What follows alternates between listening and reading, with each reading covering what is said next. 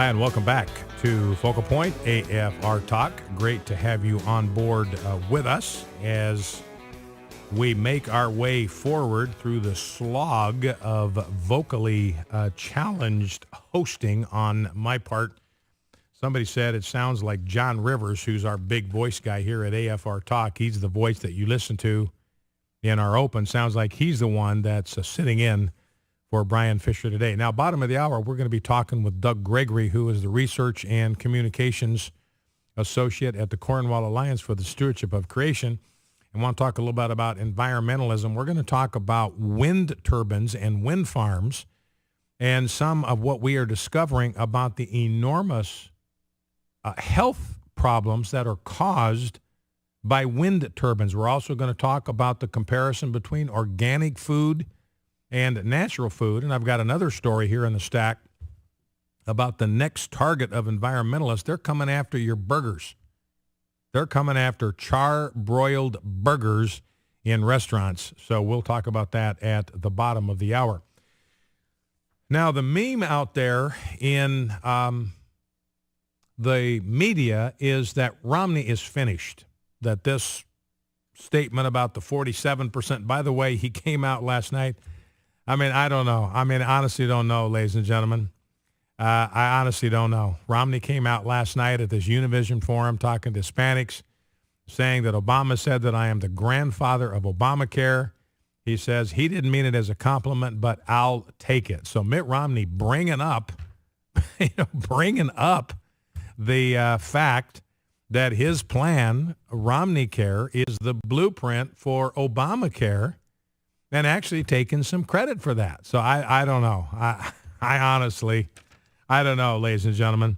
But, the reality is you still, no matter how many problems we have with Mitt Romney as a candidate, and clearly I think everybody would admit that he is a flawed candidate. You got a lot of Republicans now running for office that are trying to get as far away from him as they can, especially this 47% comment. They're out on the campaign trail say, hey, I am going to represent 100% of my constituents. Now, by the way, one thing about that 47% comment that Mitt Romney made, I want to be careful. I want to be careful how I put this, but Mitt Romney, let's say for the sake of argument, I'm not saying that he was dissing or writing off the 47%. Now, that's not what I'm saying. I'm just using this for the sake of argument.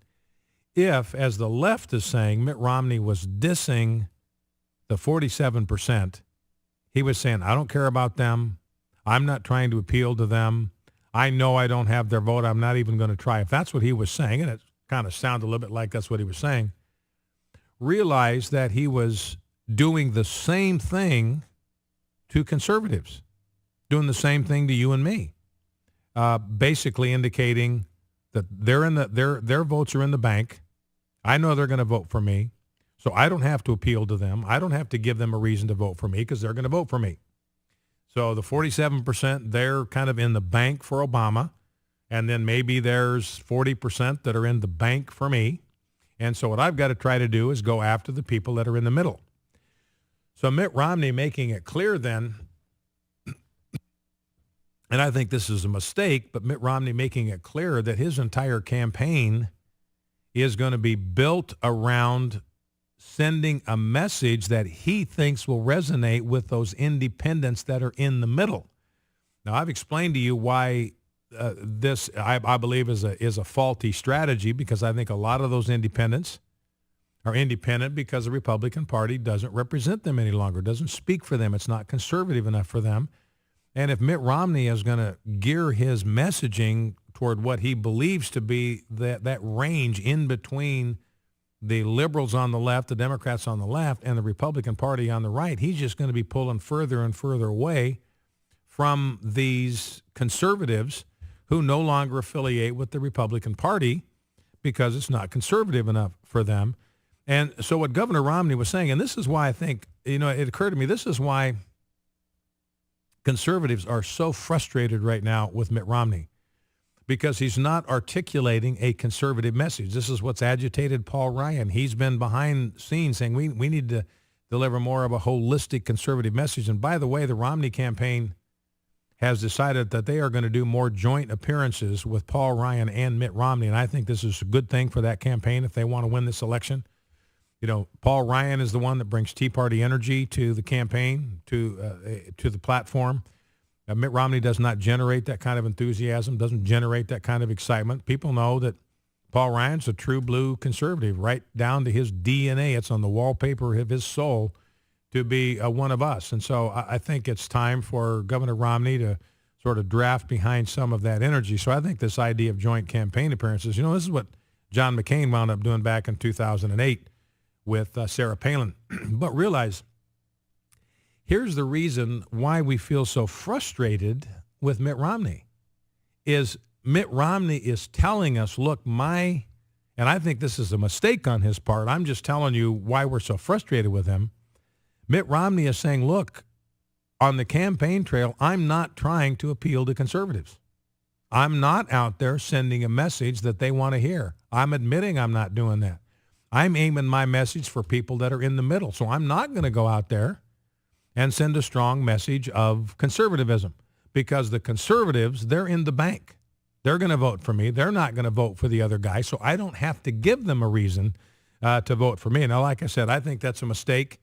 I think the way you win elections is you go out there with a conservative set of values, you articulate them, you promote them, you defend them, and that message is going to appeal to Americans of all stripes. The people that are in the 47%, they don't want to get stuck there. Now, maybe some of them do, but a lot of those people, they want a higher standard of living for themselves. They would like to have a better job. They would like to have more income. And so your message will resonate with them if it's about getting the government out of their way and out of the way of the economy so things can take off. I've got a story here about what Obamacare is doing to the economy. Number one, here's a story or a report from the Congressional Budget Office. This is the CBO. And again, this is a bipartisan outfit. They hired by Nancy Pelosi and Harry Reid, the guy that runs this thing, but their job is to just crunch the numbers that they're given. And they said yesterday that 6 million Americans are going to face a tax penalty in 2014. So don't let Obama lie to you when he says he's not going to raise your taxes. 6 million people, CBO, run by Harry Reid and Nancy Pelosi's guy, are telling you, yeah, there are 6 million people who are going to pay a tax penalty in 2014. And the CBO is also saying, look, by the time this thing gets implemented, by the time you have Obamacare on the road, running it on all 8 cylinders, there are still going to be 30 million people in America without insurance.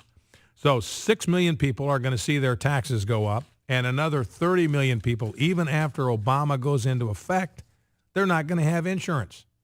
And right now, I think it's something like 83%. So that's about 10% of the American people, CBO saying they're not going to have insurance when all this thing gets done. That's about 10%. So we're going to completely dislocate our entire healthcare system to move the number of insured people in America from 83% to 90%. For 7% of the American population, we are going to completely disorder the greatest and finest healthcare system in the world. I mean, it's just insanity, ladies and gentlemen. There is no world in which that makes sense. Now, the CEO of Hardees, now this is an example. Now, Hardees, these are starter jobs. They don't pay high wages at Hardees. This is Carl's Jr. and Hardees. But the CEO, let's see, his name is Andy Puzder. He's the CEO of the company that runs Hardees and Carl's Jr. And he says, look, Obamacare is going to kill us. Obamacare is going to raise our health insurance costs by 150%. Here's the story from Newsmax. Now, this CKE is the name of the organization, the corporation. They run 3,250 restaurants, including Hardee's and Carl's Jr., 42 states, 26 foreign countries. Now, he says that he asked Mercer, which is the largest healthcare consulting firm in the country, to analyze the impact of the law on their corporation. This is a privately held corporation, so people don't buy stock or shares in Carl's Jr. It's held privately. It's a 1.3, like Chick-fil-A, it's a $1.3 billion a year restaurant chain. By the way, Chick-fil-A, apparently, they have backed out of the culture war altogether. Apparently, they have agreed not to provide any funding for pro-family organizations anymore, which is, disappointing. I mean, I can understand why they're doing it. I think it's a mistake on their part. And when you look at the outpouring of support on August 1st from the pro-family community, the pro-faith community of America, supporting them, getting behind them, we're with you, we're behind you.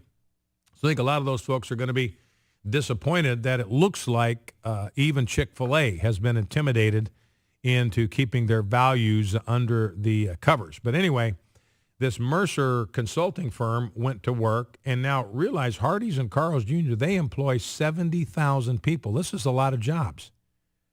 Now, their restaurant crews right now are not covered by the company. The company doesn't fund insurance coverage for them, but they can buy it on their own through a plan that the company offers. So right now they've got a choice. The company's got a choice whether they underwrite insurance. A lot of these employees are part-time. And Carl's Jr. said, look, we're not going to buy insurance for you, but we've got a plan, a low-cost plan, low-premium, high-deductible plan, and you can get it through us. We'll make it available to you. But the problem is, see, in Obamacare 2014, they are going to have to provide insurance for all their employees. They are not going to have a choice in the matter. And so what this CEO says, look, when we go from 2013, where it's a matter of choice for us and for our employers, to 2014, when bureaucrats and cubicles are dictating what we have to do, our health insurance costs are going to go from $12 million a year to $30 million a year. That's $18 million a year in costs. And that's for the rest of time. That's for the rest of history. Their health care costs go up $18 million a year. Now, he said last year we spent about $9 million building 7 new restaurants. And that means, and they're not going to be able to do it. Every restaurant we build, that provides in the end jobs for about 175 people. Those are all gone. Under Obamacare, we can't build these new restaurants. We can't expand. So that's no jobs. That's lower wages for our employees. So there's Obamacare out there absolutely killing the economy through Obamacare. We've got to repeal this monstrosity in toto day one. Focal Point, AFR Talk.